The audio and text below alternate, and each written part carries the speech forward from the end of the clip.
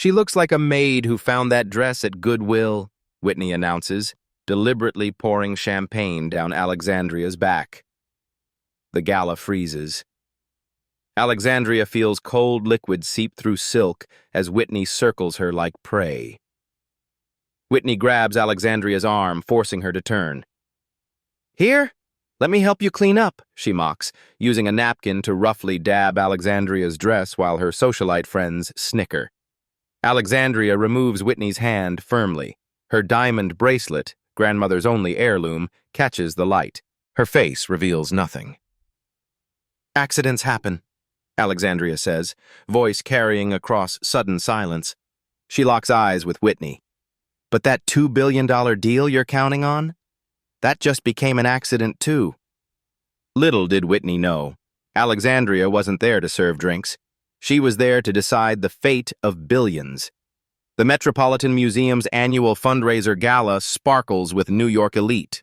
Black cars deposit guests in designer wear worth more than most annual salaries. Security guards evaluate each arrival with practiced scrutiny. Alexandria Winters approaches the entrance alone. Her midnight blue gown flows elegantly, natural hair styled in sophisticated coils. She presents her invitation, but the security guard frowns. "I need additional identification," he states, despite not asking this of previous guests. Alexandria maintains her composure. "Of course." She produces her ID, face neutral. After unnecessary inspection, he reluctantly waves her through. "Enjoy your evening, ma'am." Inside, champagne flows and conversation buzzes. Alexandria navigates the room with practiced grace, observing more than participating. Few recognize her. She prefers anonymity in these spaces. Across the marble hall, Whitney Porter holds court. Blonde hair expertly styled, diamonds dripping from ears and wrists, she's surrounded by admirers. Whitney catches sight of Alexandria and leans toward her circle. "Who let the help attend as a guest?" Whitney stage whispers. Her friends glance over, tittering at her boldness. Alexandria accepts a champagne flute from a passing waiter. She sips slowly, cataloging Whitney's interactions. The museum director greets Whitney effusively. Two board members laugh too loudly at her jokes. A senior banker kisses her cheek. This isn't merely a social event for Alexandria, it's reconnaissance. Whitney continues watching Alexandria with predatory interest. When Alexandria accepts another glass of champagne, Whitney remarks loudly, "The help usually knows better than to drink on duty." Her circle exchanges nervous glances but laughs dutifully. Alexandria's expression remains placid. She reaches into her clutch and extracts a small leather notebook. With deliberate strokes, she writes something while glancing at Whitney. A name, a number, then 3 words. "Terminate negotiations immediately." The socialite had no idea she was being evaluated by the woman who controlled her company's fate. Whitney glides toward Alexandria during the appetizer course. Alexandria sits at a table of lesser-known philanthropists, each focused on their seasonal salads. Conversation dies as Whitney approaches, her smile artificially bright. "I don't believe we've met," Whitney says, resting manicured fingers on the back of an empty chair. "Are you someone's +1? Her tone drips with condescension. The table falls silent. Forks pause mid-air. Eyes dart between the two women. Alexandria extends her hand calmly. "Alexandria Winters." She offers nothing more, no explanation or credentials. Whitney's smile tightens at the minimal response. She fills the silence herself. "Porter, Whitney Porter of Porter Industries." She waits, expecting recognition. When none comes, irritation flickers across her features. "We're finalizing a major tech acquisition next week. Probably nothing you'd understand." Alexandria sips her water, maintaining eye contact. "I understand more than you might think, Ms. Porter." Whitney laughs too loudly. "Well, if you need employment, we're always looking for good people in our service division." She places her hand on Alexandria's shoulder in a patronizing gesture. Alexandria removes Whitney's hand, her touch gentle but unmistakably firm. I'm not looking for employment. She rises. Please excuse me. I need to make a call. Whitney watches her retreat, surprised by the quiet confidence. The table's awkward silence persists until Whitney returns to her VIP section, whispering to her friends. In the quiet of the hallway, Alexandria presses her phone to her ear. Her posture shifts subtly, authority settling onto her shoulders like a familiar coat. Eric, I need a complete portfolio breakdown of Porter Industries' holdings and vulnerabilities, she says, voice low but commanding. Focus on their pending acquisitions. She listens momentarily. Yes, particularly the Tech Vision deal, and contact our team in Singapore. Plans have changed. She ends the call, takes a deep breath, and smooths her expression before returning to the gala's glittering chaos. Inside, Whitney watches Alexandria's return with newfound suspicion. She whispers urgently to a silver-haired man who keeps glancing nervously in Alexandria's direction. The woman Whitney dismissed was already dismantling her empire with a single phone call. The charity auction begins as waiters clear dinner plates. A silver-tongued auctioneer takes the stage, showcasing luxury items donated by sponsors. Excitement ripples through the crowd as paddles rise and fall. Next item, a 2-week luxury yacht experience in the Mediterranean, the auctioneer announces. Starting bid, $50,000. Whitney's paddle shoots up immediately. When others bid, she counters aggressively, her expression hardening with each challenge. The room watches the display of financial dominance. Sold to Ms. Porter for $175,000. Applause erupts. The MC invites Whitney forward to receive recognition for her extraordinary generosity. She saunters to the stage, basking in the spotlight, accepting congratulations with practiced humility. On her return journey, Whitney deliberately detours to Alexandria's table. She stops directly behind Alexandria's chair, placing her hand on the back. Perhaps you could deliver my wrap? Whitney says loudly enough for the entire table to hear. It's the white mink by the coat check. Her friends at the next table snicker appreciatively. Conversation at Alexandria's table stops abruptly. Silverware freezes mid-air. Every eye turns to Alexandria, watching for her reaction. The weight of public humiliation hangs heavy in the air. Alexandria rises slowly, turning to face Whitney directly. She maintains unwavering eye contact, her posture straight, dignified. I don't work here, Ms. Porter, Alexandria states calmly, but I understand your confusion. You seem to categorize people based solely on their appearance. Whitney's smile hardens into something ugly. Don't be so sensitive. It was just a little joke. She turns to the table, appealing to the audience. Some people just don't know how to navigate these events. An older gentleman at the table clears his throat. Whitney, I believe the auction results are being tallied. Perhaps we should... Actually, Alexandria, Whitney interrupts, doubling down rather than retreating. Since you're so educated about these events, perhaps you'd like to share your credentials with the table. Where did you study? What brings you to our little gathering? Alexandria remains standing, composed despite the public challenge. I studied at MIT and Harvard Business School. Her voice carries just enough to reach nearby tables. As for why I'm here, her phone buzzes in her clutch. She retrieves it, glances at the screen. Excuse me. Unlike some, I have business that can't wait. She moves to leave, but Whitney calls after her loudly. Don't forget to clean the bathrooms before you leave. Several gasps punctuate the silence that follows. Alexandria doesn't turn back, her exit unhurried yet purposeful. In the relative privacy of the marble bathroom, Alexandria answers her phone with 2 words that would have made Whitney's blood run cold. Proceed with the takeover. The seeds of Whitney's destruction were planted with each casual cruelty she delivered. Alexandria enters an empty exhibition room housing ancient artifacts. Glass cases gleam under strategic lighting. Here, away from judging eyes, her composed facade momentarily wavers. She grips the edge of a marble display pedestal, knuckles whitening. Her phone rings again. She straightens, professional mask sliding back into place. "Eric, accelerate everything," Alexandria commands, voice steady and determined. "I want our position in Porter Industries' TechVision acquisition replaced with a controlling interest by morning." She paces between display cases of ancient jewelry. "Use the Cayman accounts and contact TechVision CEO Diane Marshall directly. Tell her I'm proposing an alternative arrangement." She ends the call, breathing deeply. Her fingers touch the diamond bracelet encircling her wrist, simple yet elegant against her skin. Her grandmother's voice echoes in memory. "This belonged to my mother, who couldn't wear it in public. Remember who you are when you wear it." Alexandria murmurs to herself, "Stay 10 steps ahead and look the part when you arrive."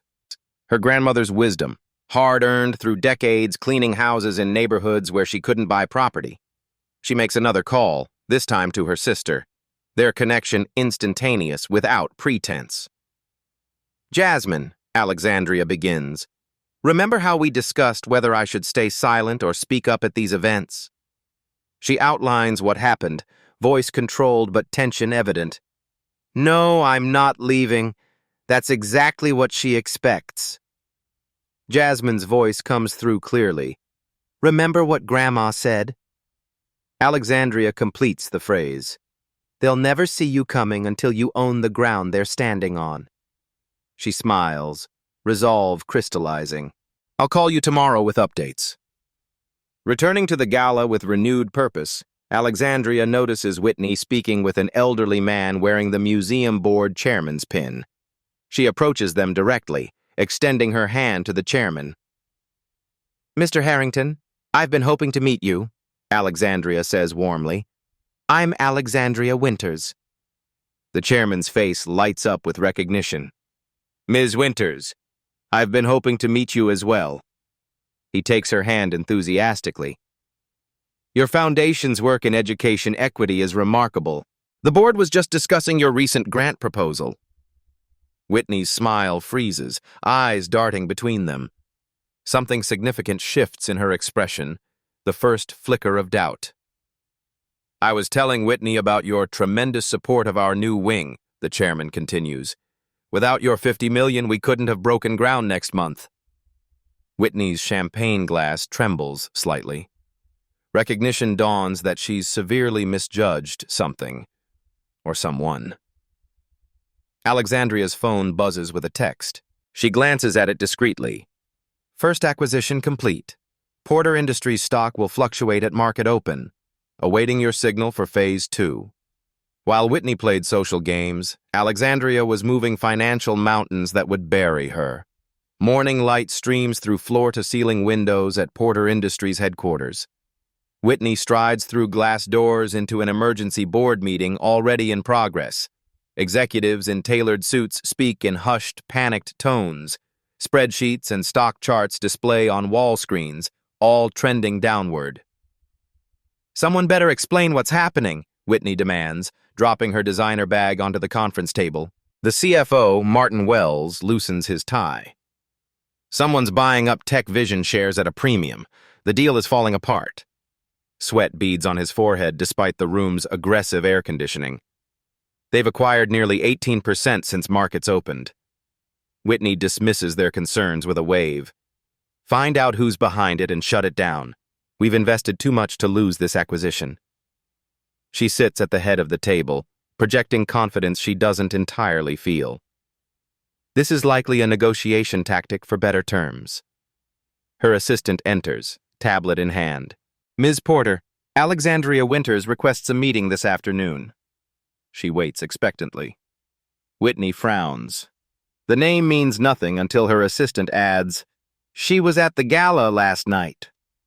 Whitney laughs incredulously. "The woman I mistook for staff? What could she possibly want?" She shakes her head at the absurdity. Her CFO's face drains of color as he stares at his tablet. He looks up slowly, eyes wide. "Ms. Winters is CEO of Horizon Ventures." His voice drops. "They're TechVision's largest new shareholder as of this morning." Whitney's laugh dies in her throat. Alexandria's parting words from the gala echo. You might want to call your financial advisor in the morning. She composes herself quickly, straightening her blazer. Schedule the meeting. This is clearly a misunderstanding. Her voice betrays nothing, but her manicured nails dig into her palm beneath the table. Meanwhile, in her downtown office, with its view of the financial district, Alexandria sits surrounded by her core team. Holographic displays show Porter Industries' financial vulnerabilities in alarming detail. Their entire growth strategy hinges on this acquisition, Alexandria explains, highlighting key data points. Without it, their stock plummets and their debt covenants trigger. She navigates through layers of financial information with practiced ease. They've overextended, betting everything on consuming TechVision's patents and client base. Her chief counsel, a woman with silver-streaked hair and sharp eyes, looks concerned. This feels personal, Alexandria. Alexandria straightens a stack of documents, aligning their edges perfectly. Business is always personal, Vanessa. Whitney Porter just never realized that until now. Boy. As Whitney prepares to meet Alexandria, her phone rings with news that makes her physically stagger. Their bank is calling in loans following the morning's stock fluctuation. Alexandria arrives at Porter Industries precisely on time. The gleaming skyscraper reflects afternoon sunlight off thousands of windows. She enters flanked by her chief counsel and 2 investment bankers, all carrying identical leather portfolios. The receptionist glances up, eyes quickly assessing Alexandria's appearance, her natural hair and brown skin. "Can I help you?" she asks with professional skepticism. "Alexandria Winters for Whitney Porter," Alexandria states simply. Recognition dawns on the receptionist's face. Headlines about the morning's stock movements flash in her memory. "Of course, Ms. Winters. They're expecting you in the executive boardroom." A nervous assistant leads them through open-concept offices where employees pretend not to stare. Whispered conversations halt as they pass. News travels fast in finance. The boardroom door opens to reveal Whitney seated with her executive team. Her smile doesn't reach her eyes. "Ms. Winters, thank you for coming," Whitney begins, gesturing to empty chairs. This aggressive move seems unnecessary. If this is about last night, Alexandria interrupts smoothly. "This is business, Ms. Porter." She opens her portfolio, removing a single document. "Your company valued TechVision at $1.8 billion. My analysis suggests it's worth considerably more, especially with their new quantum encryption patent." Whitney's team exchanges confused glances. The patent information wasn't in their due diligence reports. Alexandria continues, voice measured. "Porter Industries is now facing a liquidity crisis due to your overextension on this acquisition. Your stock is down 17% today alone." Whitney attempts bravado, leaning forward. "We have other options." "Such as?" Alexandria places a folder on the table. "Your Asian investors have withdrawn support following this morning's news. 3 of your board members have been selling shares since market open." She doesn't need to check notes. The facts are memorized. "Your credit line with First Manhattan Bank is being reviewed as we speak." Whitney's mask slips momentarily, revealing genuine fear before her practiced confidence returns. Alexandria stands, gathering her materials. "I'll leave you with a proposal. It's more generous than the one you would have offered me." She walks toward the door, her team following in synchronized movement. At the threshold, Alexandria pauses, turning back. "By the way, I knew who you were at the gala before you ever approached me. The question is, why didn't you bother to find out who I was?" She exits, leaving heavy silence behind. Whitney stares at the unopened proposal folder on the table, its presence ominous. Back in her office, Alexandria sits at her desk reviewing market movements when her assistant announces an unexpected call. "It's James Porter Sr. on line 1, her assistant says cautiously. Alexandria's eyebrow raises slightly. The company founder who had stepped down years ago, passing control to his daughter. She picks up the phone. Mr. Porter, what can I do for you? His voice comes through gravelly with age and authority. You've got my daughter cornered, but you're forgetting who built this empire. The old lion had entered the game, not realizing he faced a predator who had studied his every weakness. Porter Sr. arrives at Alexandria's office unannounced the following day. His imposing figure fills the doorway.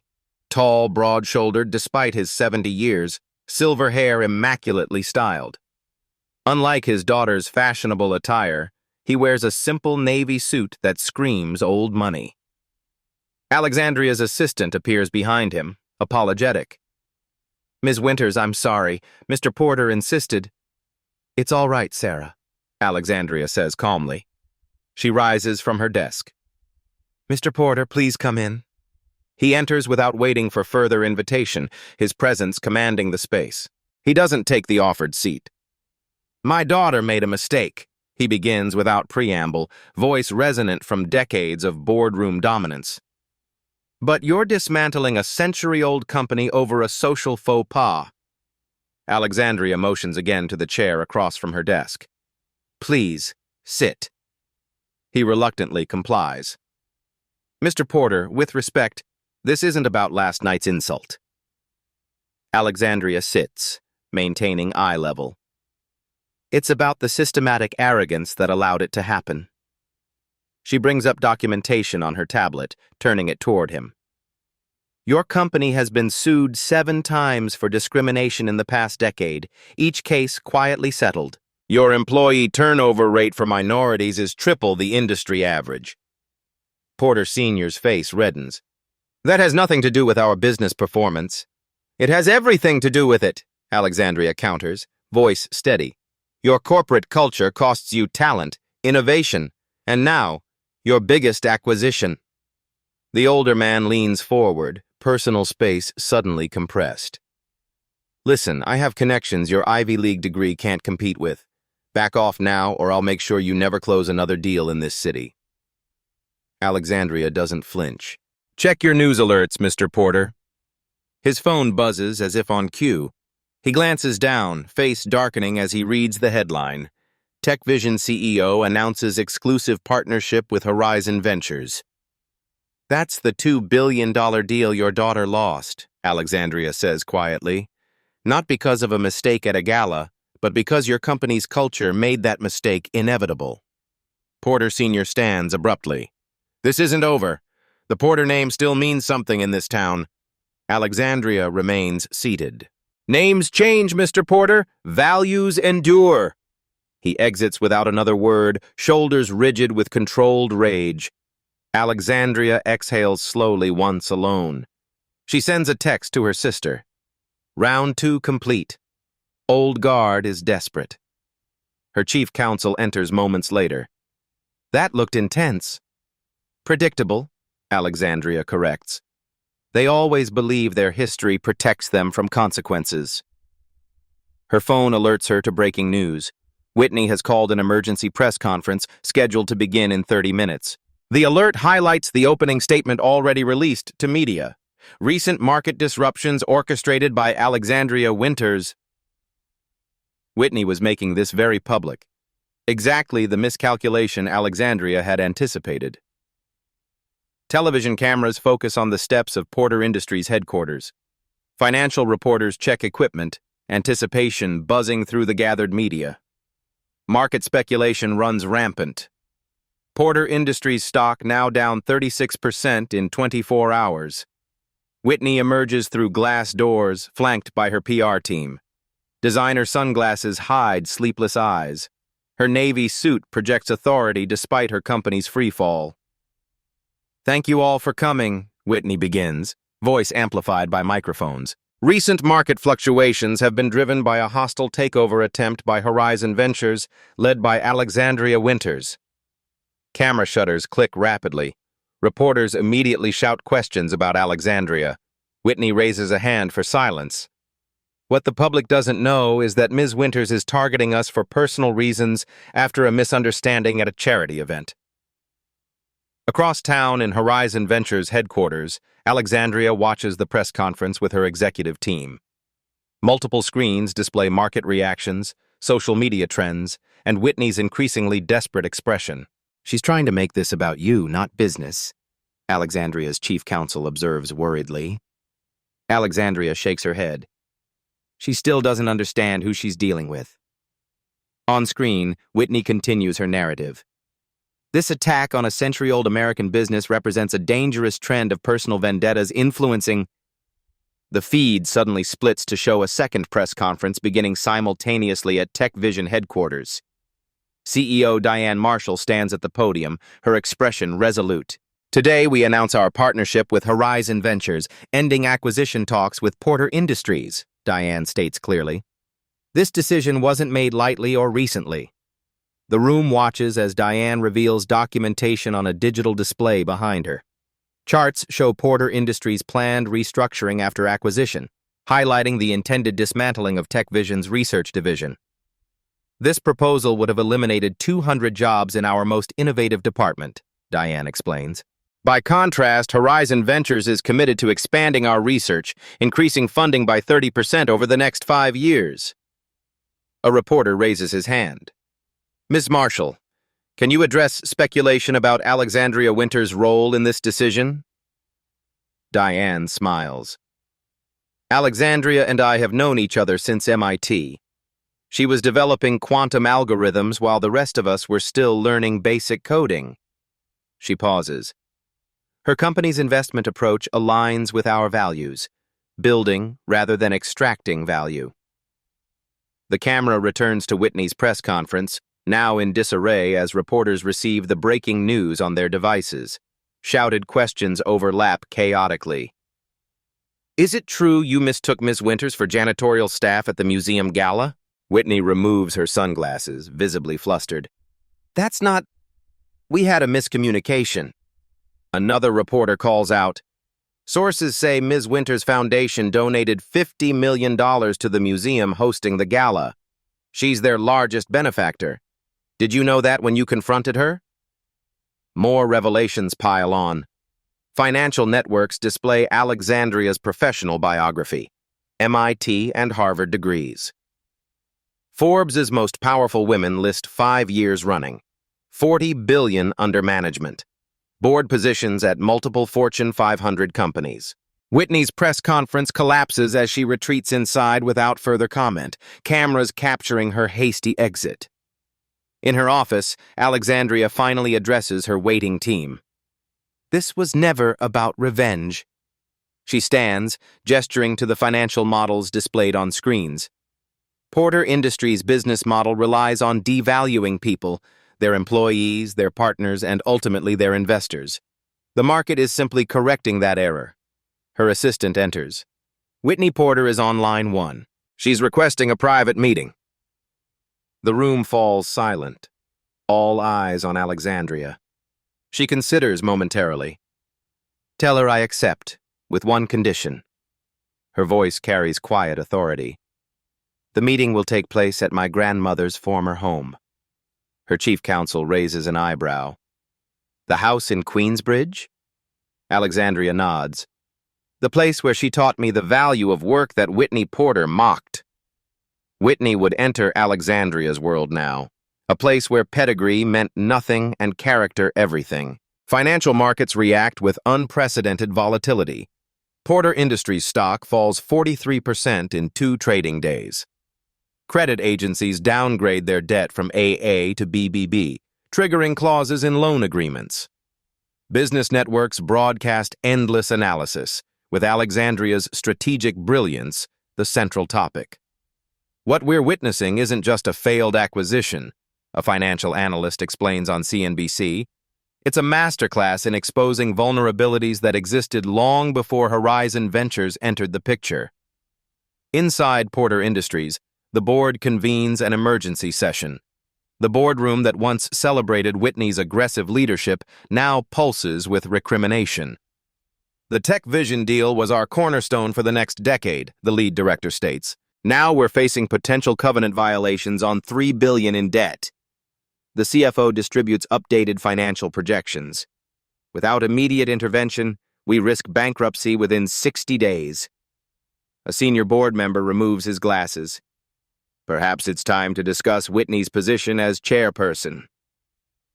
Meanwhile, Alexandria meets with TechVision's executive team in their Silicon Valley headquarters. The atmosphere contrasts sharply with Porter Industries' panic. Energy and optimism pervade the room. Our 5-year growth strategy preserves every job while doubling research funding, Alexandria explains, navigating through presentation slides. Digital displays show expansion plans, innovation targets, and talent development initiatives. We're increasing salaries for your engineering staff by 18% to match market rates. TechVision's chief technology officer whistles. Porter wanted to cut that department entirely. Alexandria nods. Innovation doesn't come from corner offices, she tells them. It comes from creating environments where people feel valued regardless of their background. Later that afternoon, Whitney's black car pulls up to the address Alexandria provided, a modest 2-story home in a working-class Queens neighborhood. Children play basketball at a nearby court. An older woman sweeps her porch across the street, watching Whitney's arrival with curious eyes. Whitney checks the address again, certain there must be a mistake. She exits reluctantly, designer heels unsuitable for the cracked sidewalk. Alexandria answers the door herself. No assistance, no security. A deliberate vulnerability that communicates absolute confidence. "Come in," Alexandria says simply. The home's interior is modestly furnished, but immaculate. Family photos line walls. Academic degrees hang beside images of women in domestic worker uniforms from different eras. "My grandmother cleaned 15 houses a week to afford this home," Alexandria explains, leading Whitney to a small dining room. "She worked for families like yours." Whitney remains standing, visibly uncomfortable. "I didn't come here for a history lesson." "That's exactly what you need," Alexandria counters, gesturing to a chair. "Your company is failing because you never understood the value of people you considered beneath you." Whitney's carefully constructed facade finally cracks. She sits heavily, designer bag dropping to the floor. "What do you want? To destroy everything my family built?" Alexandria shakes her head. "I want to rebuild it. Porter Industries employs thousands of people who don't deserve to lose their livelihoods because of leadership failures." She slides a document across the table. Whitney hesitates before taking it. "My terms," Alexandria explains. "You step down immediately. The board implements comprehensive diversity initiatives and transparent pay structures. My firm acquires a 30% stake with board representation to ensure compliance." Whitney scans the document, expressions cycling through disbelief, outrage, and finally, resignation. "You're taking control." "I'm providing salvation," Alexandria corrects.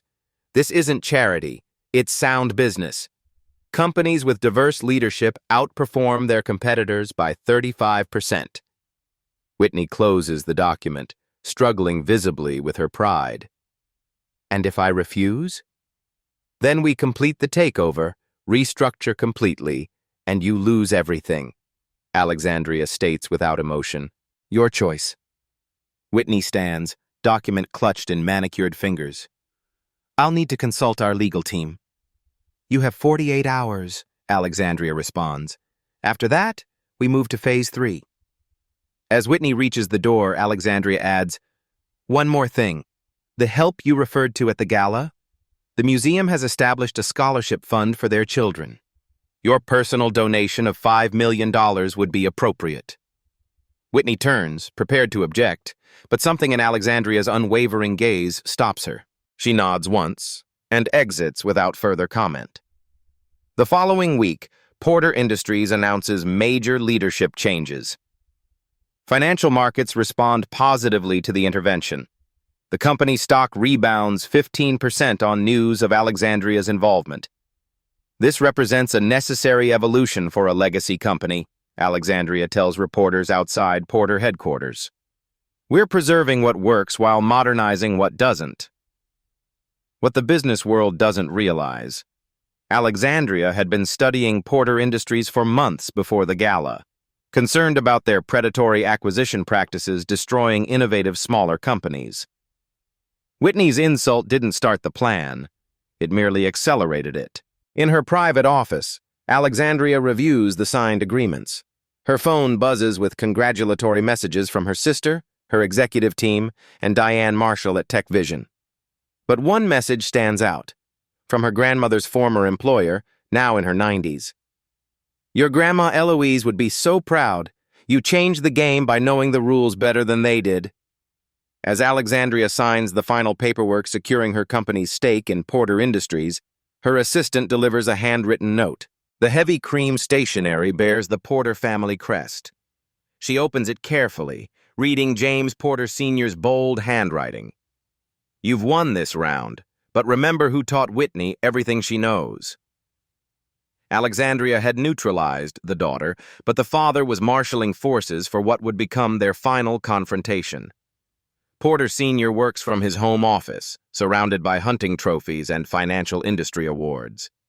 Wood paneling and leather furniture create an atmosphere of masculine authority. His fingers dial numbers from memory, connections cultivated over 50 years in business. Richard James Porter, about Horizon Ventures. He repeats similar conversations with board members, investors, and banking executives throughout the day. The message remains consistent. Alexandria's actions against Porter Industries were emotional, not strategic. Her judgment is compromised, her leadership questionable. He never explicitly mentions her race or gender. Instead, he employs coded language, overly aggressive, emotional decision-making, lacks traditional background, and pushed too far too fast. Alexandria's team discovers these communications through industry allies who receive Porter's calls. Her phone lights up repeatedly with concerned messages.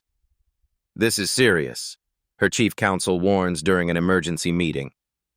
"He's trying to undermine confidence in your leadership across the entire financial sector." Alexandria listens, expression thoughtful rather than alarmed. "Document everything. Record names, dates, exact phrasing."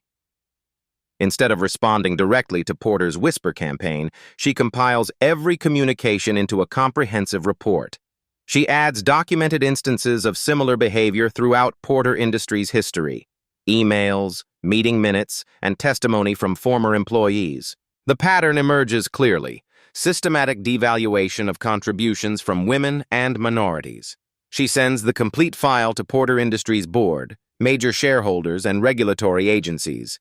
The subject line reads simply, "Pattern of Conduct, Porter Industries Leadership." The board calls an extraordinary meeting at Porter headquarters. James Porter Sr. enters the boardroom confidently, expecting to reassert control. The assembled directors appear grim. "What's this emergency about?" Porter demands, taking his customary seat at the head of the table. "We should be focusing on damage control from my daughter's situation." The lead director clears his throat. "James, we've received disturbing documentation regarding your recent communications." Porter waves dismissively. "If this is about Alexandria Winters, I'm simply stating facts. She's using her background to play victim while executing a hostile takeover." "These communications," the director continues, sliding copies around the table, "violate our ethics policy, securities regulations, and potentially discrimination laws." Porter scoffs. "This is business. You're all getting soft." A board member, one of the few women, responds firmly. "Mr. Porter, we've reviewed Ms. Winters' business case separately from these communications. Her analysis of our company's weaknesses was accurate. Your response was not to address those weaknesses, but to attack her personally." Porter's face darkens. "I built this company from nothing. My father's printing business became a global enterprise under my leadership, and you're letting an outsider dismantle it over political correctness?" The room temperature seems to drop. The lead director sits straighter. "The board has voted to remove both you and Whitney from all positions within Porter Industries, effective immediately. We're accelerating the leadership transition plan proposed by Horizon Ventures." Porter stands abruptly, chair scraping against hardwood. You can't do this. I still own 17% of this company, which is now worth half what it was last week, another director notes. The SEC has also expressed interest in your recent communications regarding Ms. Winters. Porter storms out, legal threats trailing behind him.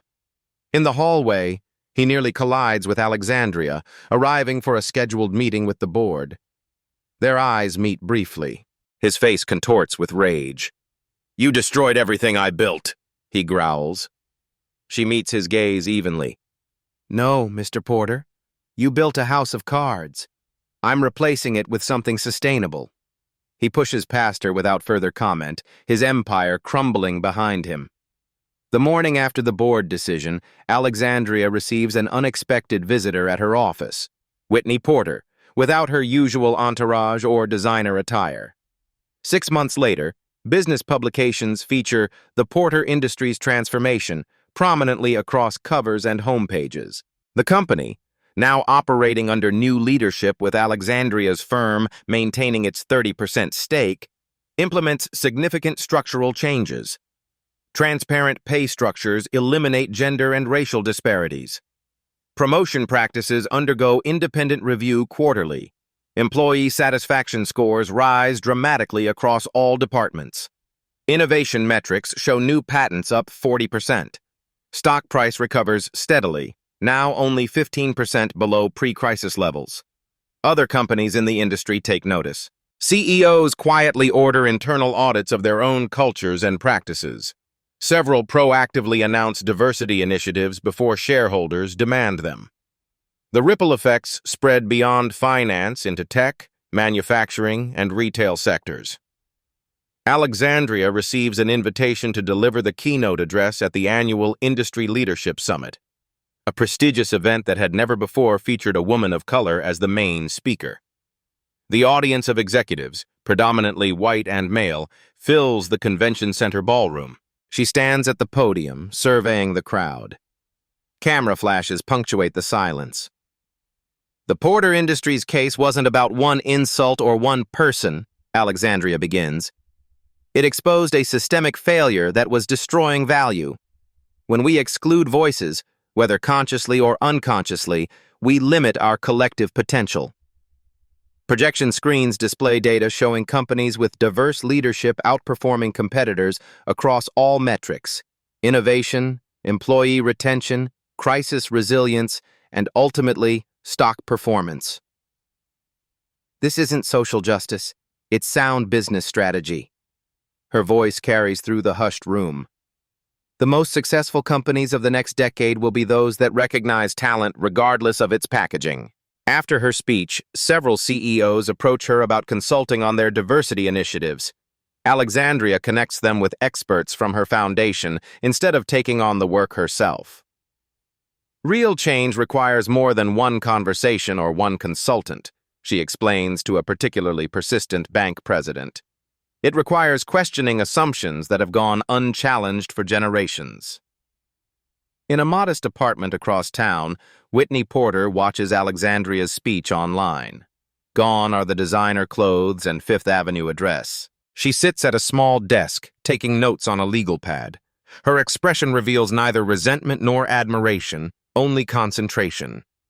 She pauses the video, writing in careful letters, "Identify blind spots. Question inherited assumptions." She underlines the words twice, beginning to understand the magnitude of what she lost, and why. Alexandria receives an invitation to join a prestigious business roundtable that had previously excluded her, with a handwritten note. "We should have invited you long ago. Our oversight has cost us your valuable perspective." 1 year later, Alexandria returns to the same museum gala. The familiar marble halls glow with candlelight, but she experiences it differently now. No security guard requests additional identification. Instead, the museum director himself greets her at the entrance. "Our guest of honor arrives," he announces warmly. Alexandria wears a striking emerald gown, her natural hair styled in an elegant updo. The diamond bracelet from her grandmother adorns her wrist, her only jewelry, a reminder of her journey. Tonight, she's introduced as the evening's honoree for her foundation's work expanding educational access in underserved communities. Applause fills the grand hall as she enters. People who once overlooked her now compete for her attention. Alexandria's guidance has transformed our institution's outreach, the museum director proudly tells new board members. Our visitor demographics now actually reflect our city's population. Alexandria mingles confidently, navigating conversations with politicians, celebrities, and fellow philanthropists. She excuses herself to get champagne when she notices a young woman in catering staff uniform struggling with a heavy tray. A guest snaps impatiently at her. "Let me help you with that," Alexandria says, smoothly steadying the tray. To the impatient guest, she adds, "The staff are working incredibly hard tonight. Perhaps we could show them the same courtesy we'd expect." The guest retreats, embarrassed. The young server looks up gratefully. "Thank you," she whispers. "This is my first week." Alexandria smiles warmly. "What's your name?" "Serena. I'm working here to help pay for college." Alexandria reaches into her clutch, retrieving a business card. "My foundation has scholarships. Send me your information tomorrow." Serena's eyes widen. "You're Alexandria Winters? The honoree?" Alexandria nods. "We all start somewhere, Serena. What matters is who helps us along the way." Later, scanning the crowd, Alexandria spots a familiar face. Whitney Porter stands near a column, wearing a simple black dress. Their eyes meet briefly across the room. Whitney nods slightly, not friendly, but acknowledging. Alexandria returns the gesture. Some lessons leave permanent marks. When Alexandria takes the podium for her acceptance speech, the room falls silent. "My grandmother cleaned the homes of powerful people who never knew her name," she begins, voice clear and confident. She arrived before dawn and left after dark, making beds, scrubbing floors, and polishing silver that she could never afford to own. She touches her bracelet. "But she taught me that true power isn't in making others feel small. It's in lifting others as you climb." The crowd listens intently as she continues. "We all have moments when we're tested, when we can choose arrogance or empathy, exclusion or inclusion. Those choices define not just our character, but ultimately our success." The audience rises in a standing ovation. Alexandria's team raises champagne glasses in celebration. Diane Marshall, the Tech Vision CEO, now her close ally, approaches as Alexandria steps down from the podium. "You've changed this entire industry in 1 year," she whispers. Alexandria smiles, surveying the room where her journey began. "We've just begun."